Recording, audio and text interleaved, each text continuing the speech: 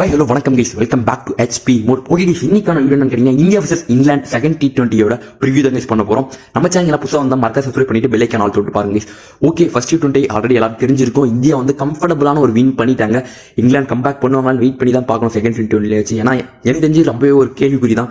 ஏன்னா வந்து second T20 எங்க நடக்க போகுதுன்னு கேட்டீங்கன்னா சென்னையில நடக்க போகுது கைஸ். சென்னையில ஸ்பின் கண்டிஷன்ல போட்டு விட்டுருவாங்க.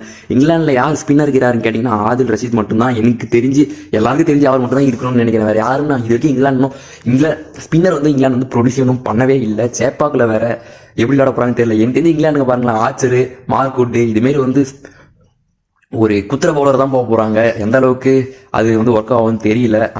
வெயிட் பண்ணி தான் பார்க்கணும் இங்கிலாந்து எப்படி விளையாட போறாங்க. இந்த கண்டிஷன் வந்து அவங்களுக்கு கொஞ்சம் புதுசா இருக்கும். ஏன்னா வந்து மற்ற கிரவுண்ட் கம்பேர் பண்ணோட சேப்பாக்கு வந்து ஸோ டிஃபிகல்ட் டு பேட் ஆன. வெயிட் பண்ணி தான் பார்க்கணும் இங்கிலாந்து எதுமாரி ஒரு அப்ரோச் பண்ண போறாங்க. அதுக்கு தான் நான் ஈகரா வெயிட் பண்றேன். அதுக்கப்புறம் வந்து முகமது ஷமி வந்து விளையாட வைப்பாங்களா சேப்பாக்கில், அது ஒரு கேள்விக்குறி தான். ஏன்னா முகமது ஷமி வந்து கொல்கத்தா சீமிங் கண்டிஷன்லேயே விளையாட வைக்கல. அதுக்கப்புறம் எப்படி முகமது ஷமி திருப்பி சேப்பாக்கில் கொண்டு வருவாங்களா டவுட் தான். எனக்கு தெரிஞ்சு அடுத்த மேட்ச் வேணா முகமது ஷமிக்கு வாய்ப்பு இருக்குன்னு நினைக்கிறேன். தெரியல, இந்த மேட்சே எடுத்துருந்தாலும் எடுத்துருவாங்க. ஏன்னா கௌதம் கம்பீர் எப்படி மாற்றுவாரே தெரியல. சூரியகுமார் யாதவ் கிட்ட தான் தெரியும். சூரியகுமார் யாதவ் எடுத்துன்னு வந்தால் கண்டிப்பாக முகமது ஷமி விளையாடுவார். ஓகே, இங்கிலாந்துல வந்து எனக்கு தெரிஞ்சு வந்து முக்கியமான வந்து மேட்ச் நினைக்கிறேன் இங்கிலாந்து. ஏன்னா இந்த மேட்சை விட்டாங்கன்னா இங்கிலாந்து வந்து அதுக்கப்புறம் வந்து பிடிக்கிறது ரொம்ப கஷ்டம் தான்.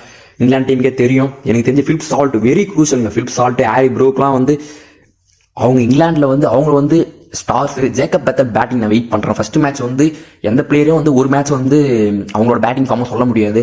ஒரு 2 மேட்ச் வந்து கொடுத்தாதான் தெரியும் அவங்க வந்து எப்படியாப்பட்ட பிளேயர்ன்ட்டு. வெயிட் பண்ணி பார்ப்போம்.